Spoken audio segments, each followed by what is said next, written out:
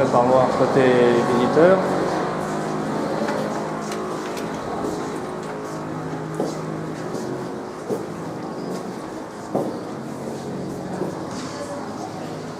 Ici, les gardiens commençaient leur service. Voici leur uniforme.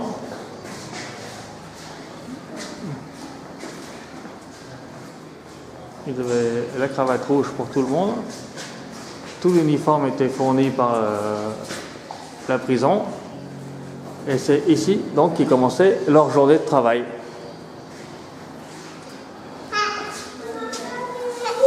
Donc, certains gardiens habitaient ici.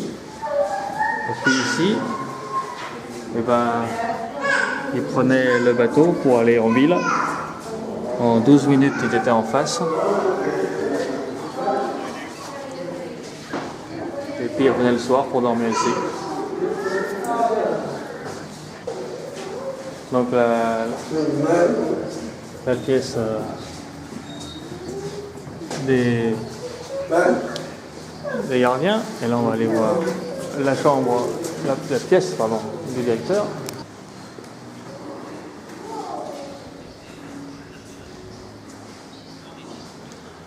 Le bureau du directeur. En 30 ans, voilà. Le premier, très sévère. Le deuxième, mieux. Celui, Monsieur la Promesse, il promettait tout et puis il ne donnait jamais rien. Et puis le dernier, celui qui a fermé. C'était ouvert de 34 à 63.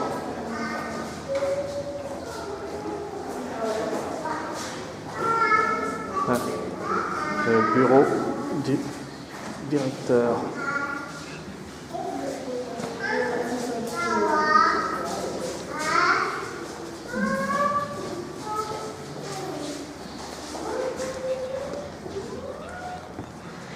Petite sortie vers l'extérieur.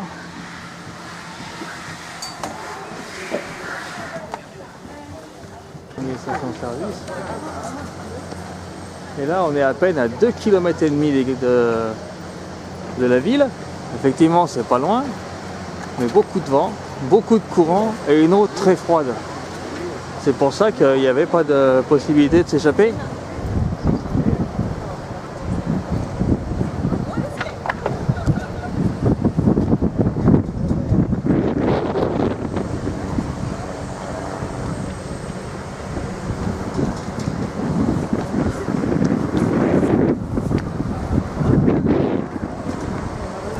La ville depuis le bureau du directeur.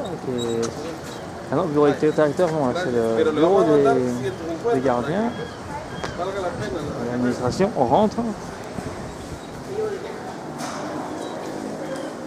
Autre salle.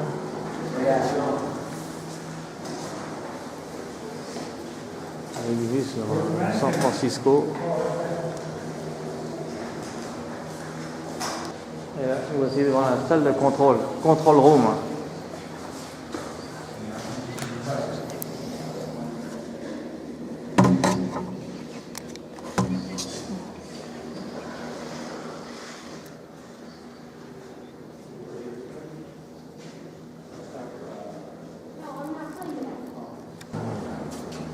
La salle de contrôle, alors dès qu'il y avait une alarme, ils appuyaient sur tous les boutons possibles. Ils avaient leur système bien particulier de sécurité. Et il y a quand même eu des évadés, finalement. Des tentatives. Pour l'instant, dans l'explication, on n'est qu'à la tentative. Mais il faut croire qu'il y en avait, puisque là, un jour, que le directeur était parti pendant 2 semaines en vacances. Hop, signal d'alarme, 4 mannequins dans les prisons, dans les cellules. Est-ce qu'ils ont réussi à s'échapper ou pas? Ça, on va le savoir dans la suite du commentaire.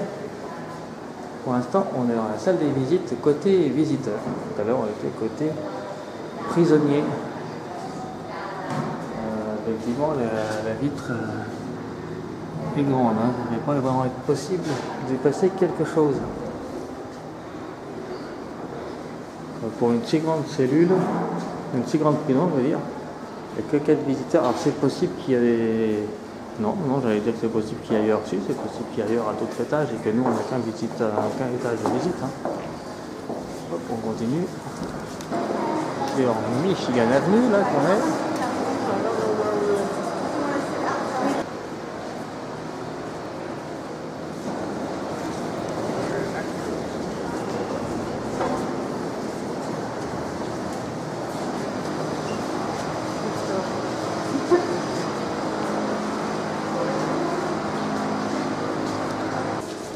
C'est la 138 et la 140 voilà, qui ont fait une tentative d'évasion. Voilà, les bouches d'aération, ils avaient volé de cuivre avec des cuillères volées.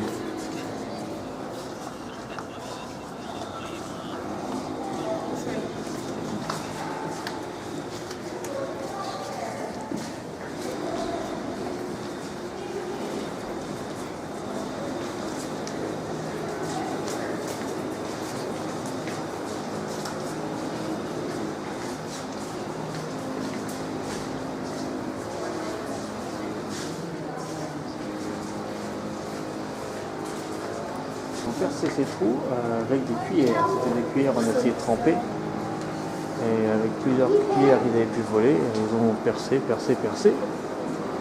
Voilà. Après, ils ont créé des mannequins. Ils ont mis les mannequins. Et ils sont partis par les bouches d'aération. On voit les mannequins ici. Explication. Monté par les bouches d'évacuation qui se trouvent derrière les cellules et que l'on va voir de ce pas.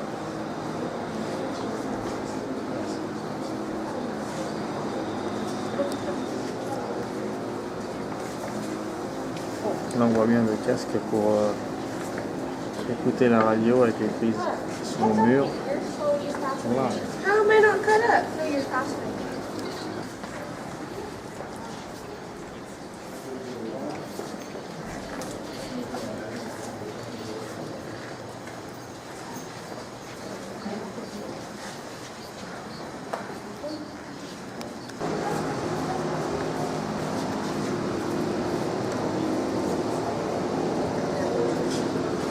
Ils sont donc partis par là.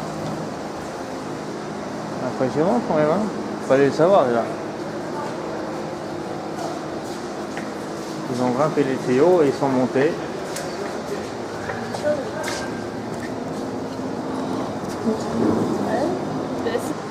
Ils ont mis 1 an pour faire cette évasion, pour se retrouver sur le toit de la prison.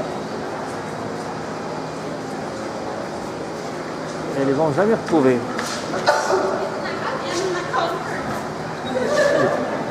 Ils pensent qu'ils sont noyés. Et d'autres pensent qu'ils sont en Amérique du Sud parce qu'ils apprenaient l'espagnol. Donc, on ne sait pas s'ils sont échappés et on ne sait pas si